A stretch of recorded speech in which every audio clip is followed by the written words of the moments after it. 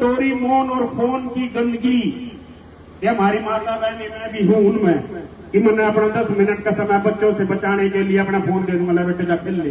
बच्चा Doraemon TV पे देख रहा है, फोन में गंदगी देख रहा है, उसी पे काम कर रहा है, उसी पे चल रहा है। तो इस डोरेमोन से बाहर निकलो, इस गंदगी से बाहर निकलो और अपने बच्चों को, अगर वो 30 साल तक होता, मैं गारंटी कहता हूँ कि आदमी को आदमी की भाषा पता ही 30 साल के बाद, चलो उससे पहले तो जोश में भरा पड़ा है, पतन क्या करना, आंगे में भरा पड़ा है, तो उस 30 साल तक 3 से 4 बार अपने बच्चों को रामायण और महाभारत का अध्ययन कराओ।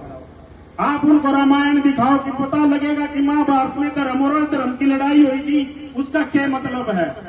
रामायण बताएगी कि दया भावना, त्याग भावना क्या है, कि जो आज लोग अपने भाई का खान लग रहे हैं, 1 मिनट में भी नहीं सोचते, भतीजे के बारे में नहीं सोचते, भाई के बारे में भी नहीं सोचते, तो उससे आपको दोनों चीज अपने बच्चों को मिलेगी दिखाने के लिए कि धर्म अधर्म का ज्ञान होगा, दया भावना, त्याग भावना, दोनों चीज वो सीखेगा। इसलिए मैं आपसे अनुरोध करता हूं कि अपने बच्चों को महाभारत और रामायण दोनों चीज पढ़ा। उसके बाद आ जाती है लड़कियों की बात।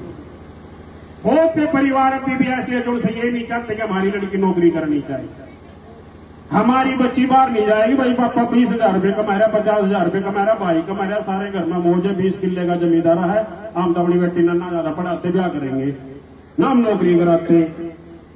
इस समाज को, देश को बढ़ाने में लड़कियों का पूरा योगदान है। और आपको अपनी बच्चियों पर विश्वास होना चाहिए कि मेरी बेटी सुबह 8 बजे जाएगी, रात को 8 बजे आएगी, तो जैसी गई थी वैसी आएगी। उसको पूरा अधिकार दो कि वो उठे, अपने सपनों को पूरा करे, अपने माँ बाप के नाम को रोशन करे, जो उसके सपने हैं, उसने जो संजोगे है वो उनको पूरा करे।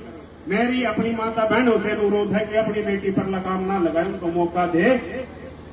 मेरे घर में जुडिशरी में भी लड़की लगी है, 6 महीने पहले जज बनेगी, उसको पूरा मौका दिया था, इसलिए वो जज बनेगी।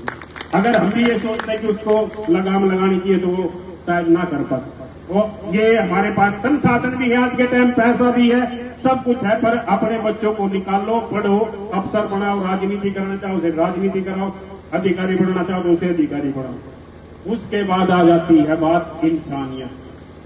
ये बात थी खाप की, समाज की, लेकिन उससे ऊपर होती है इंसानियत। और इंसानियत सभी पे लागू होती है, चाहे वो कमार हो, चाहे वो चमार हो, चाहे वो ब्राह्मण हो, चाहे वो यादव हो, चाहे वो जोगी हो, चाहे वो पंडित हो।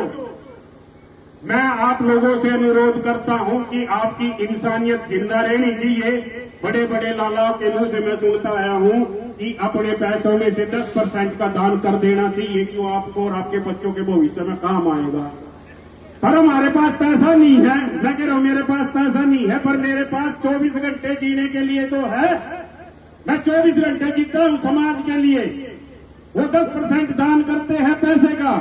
मैं आपसे अनुरोध करता हूं कि आप 24 घंटे में से 10% दान करें समय का, मतलब 2 घंटे 40 मिनट का दान 24 घंटे में से उस समाज के लिए करें जिसमें गरीब, लाचार, असहाय, पंडित, गुज्जर, ब्राह्मण, जाट, जो कि चमार का कोई इसी बिरादरी का हो, गरीबी सभी में है। आप उनको दशा दिशा दिखाने का काम करें, उनको बताने का काम करें, उनको जगाने का काम करें। अगर आपका वो सही समय किसी के घर को सही दिशा दिखा सकता है, उसका घर बसवा सकता है, आपके ज्ञान से उसका घर बच सकता है, उसकी बचत हो सकती है, तो मैं अनुरोध करूंगा अपनी खाप से कि मेरी खाप ऐसे इंसानियत को भी निभाए और अपनी खाप की जिम्मेवारियों को भी निभाए।